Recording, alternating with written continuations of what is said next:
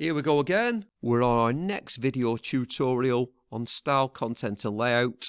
A very mixed bag. You've got some visual elements in there, some audio elements, a little bit of reference to dialogue, which is talking, and we're going to get stuck into this now. Topic area 2, factors influencing product design. We're moving down to the second section of 2.1. So if we delve in a little bit further, words 46 to 52. So let's get going with this. So what's our style, content and layout? To break it down, style is the visual appearance. Layout is how things or the components are placed and organised. Content is what is in the media product, the multimedia or the text within the product. Colour. I've seen plenty of exam questions on colour. I remember one on the theme park ride when it had 3 silhouettes of riders and people talked about the traffic light system. If you're good to ride, it's green. If you need to be checked, it's amber. Or if you're too small, it's red. It was a really good question. Another one, when it talks about media codes, which we'll be coming on to, people talk about how colour symbolises things. So, for example, the colour green might be used for gardening, the colour blue for water sports. Conventions of genre. Genre, commonly occurring elements such as themes, characters or situations. We'll delve in a little bit further to this. But theme, so you might have a drama, fiction, fantasy, horror. Characters, a person, an animal or a creature. A situation, a hero saving a princess. Ghost hunting, an epic journey. A resident in Emmerdale goes missing. Conventions of genre. So, just to put it all together, the theme is based around a haunted house. The character, a vampire. The situation, people are disappearing from the surrounding village. The plot beat, the curious children enter the haunted house. So, a genre is like a category.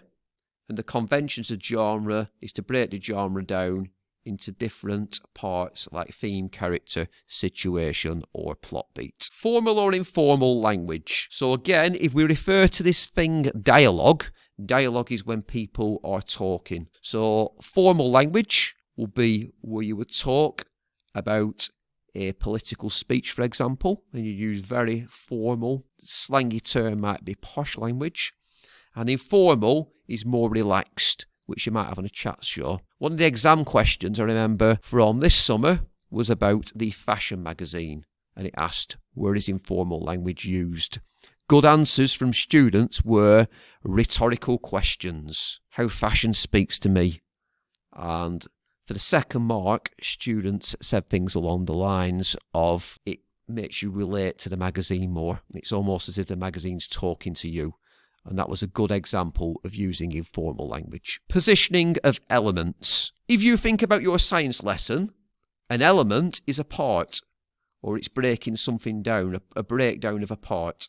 An element of a media product is what part of the media product are we talking about? So, for example, you might position the element of the headline at the top, 1 mark, because that is the first thing the reader or the audience will see, 2 marks. The footer is at the bottom of the page, 1 mark, because this would have additional information such as the company's web address or a telephone number, 2 marks. Style of audio representation. How do people represent audio? We're going to go into this a lot more, but audio is a very powerful way of influencing an audience. So audio codes create effects and moods, and one of the things we'll be looking at as well is silence is a form of audio as well, and what effect can silence have when you use it within a media product. So visual representation, we're going to be talking about these media codes,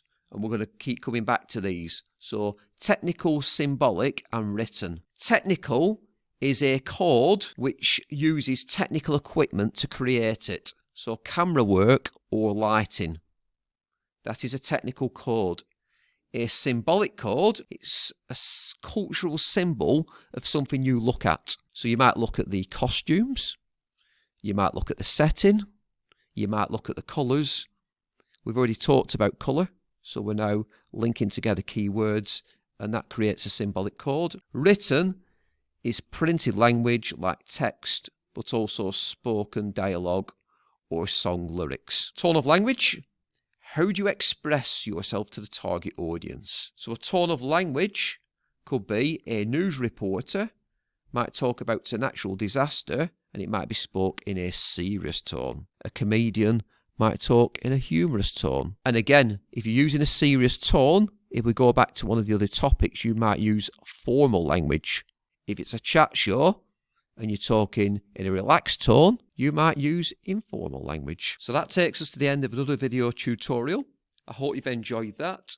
As per always, ask your teacher for retrieval questions to test your knowledge, or if you're an online user using a platform such as YouTube, you can try the practice quiz by using the link in the video description. Thanks again for listening, and I'll catch up with you in the next video tutorial.